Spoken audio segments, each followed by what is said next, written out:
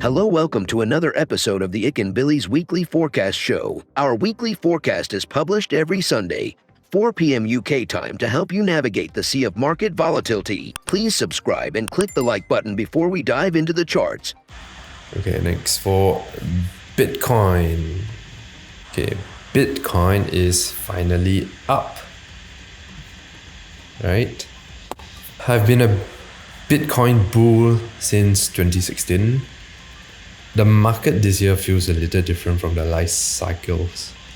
So, we've been in this long bullish consolidation, right? Arguably. And finally, the chart looks a bit better as we go into October. However, let's not get ahead of ourselves. October has to hold the line in order for November and December to be green, right? So what do I mean? October has to hold the 200 MA here.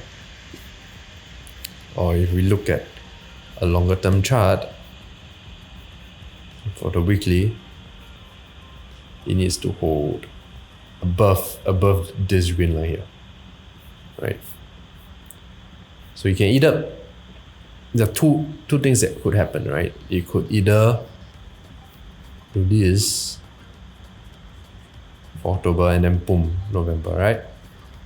Or October can be mega bullish and then start to break all-time highs. Sorry, chart's too long. It starts to break all-time highs and then find some consolidation in November and then December for another mega bull, right? So let's see what happens. But if it fails to hold the line, then I think we will see more pain coming in the market. Yeah, I think if it fails to hold the line, 28,000 is definitely going to be retested again. And then we will see what happened then. Okay. We've come to the end of the video. If you think our content is useful to you, please like, share, and subscribe. Our Discord channel is up and running, and it's the best place to stay current with our latest updates. See you there, or until next week.